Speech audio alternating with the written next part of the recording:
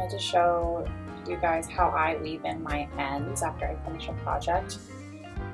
I've seen a lot of people just like go at it just however they can, but I seem to really like to do pretty much a duplicate stitch on the reverse side of your fabric. So this is a sock that I made. I started yesterday and then I finished it at work today. So I kitchened the toe and then I pulled the extra yarn through, and I'm just gonna find where the stitches go. So, through this loop, and then find where the yarn travels. Goes to this next loop right here. There we go. And then pull it over, and then you can see that right here the yarn travels down to this one. So I'm going to go into that one and then back through the original loop that I went in through to here. Okay, so pardon the interruption. So now that I've pretty much duplicated that other stitch, now I just follow right here, this stitch right here, goes around this, and go back up. You don't want to pull it too tight because that can cause this loop goes to this stitch, back to the first stitch. So for socks, at least, after I Kitchener and then I pull the rest of the yarn through, I duplicate stitch on the back all the way across, and then I just snip it, and I've never had ends come. Sorry about that. And then I just continue following the line all the way across.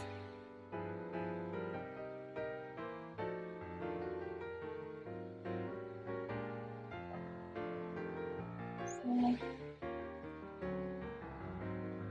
hope you'll be able to see.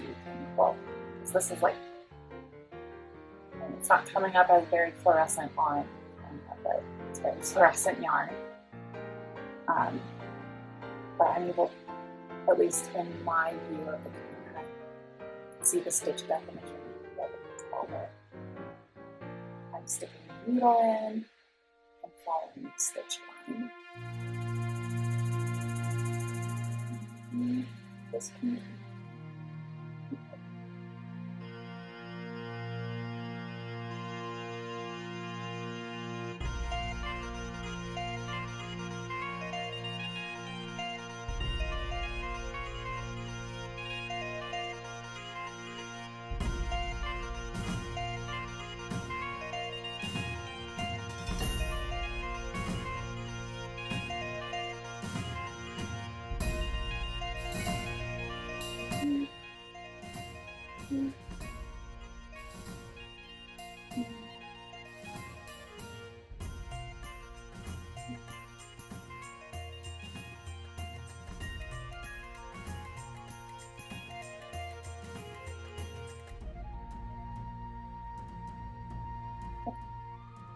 So I've gone all the way across, and I really like the duplicate stitch because it stretches with the fabric. It won't, like, you don't see like this, like a line pulling through, and then you end up having a tail again. So doing it this way, it just stretches with the fabric. And then snip like that. And see the little tiny tail, which will eventually get felted in. Won't. It's not pulling out, it's stretching the fabric. Okay, so in terms of ribbing, so here's the tail from my ribbing.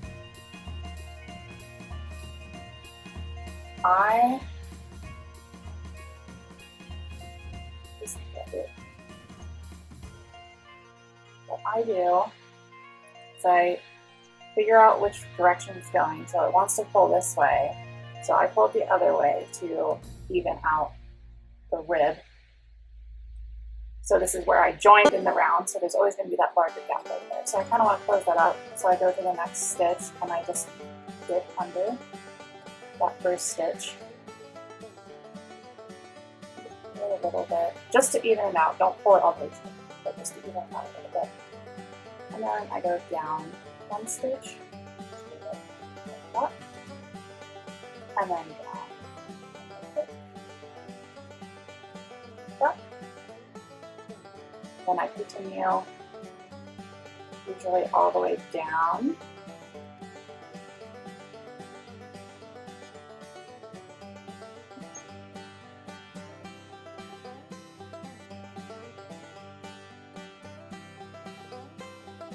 Oh, it's going to be stitched back with black.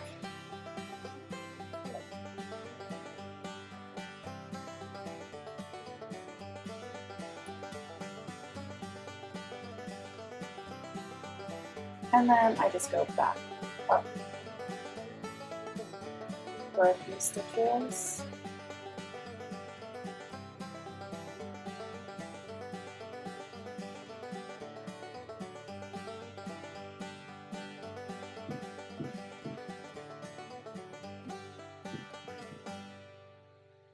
And then just kind of pull it a little bit.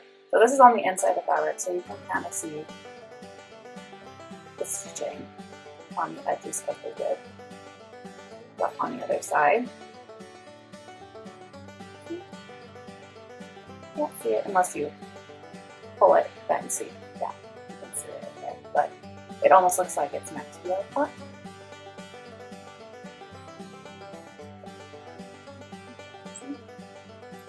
But again, this is on the side of the sock, on the inside of the foot.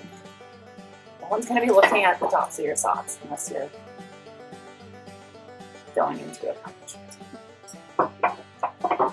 Okay, and then just like that, it's all woven in. The sock just needs to be washed and washed.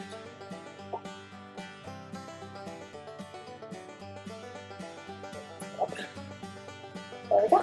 Now for sock number 2. Thanks for watching.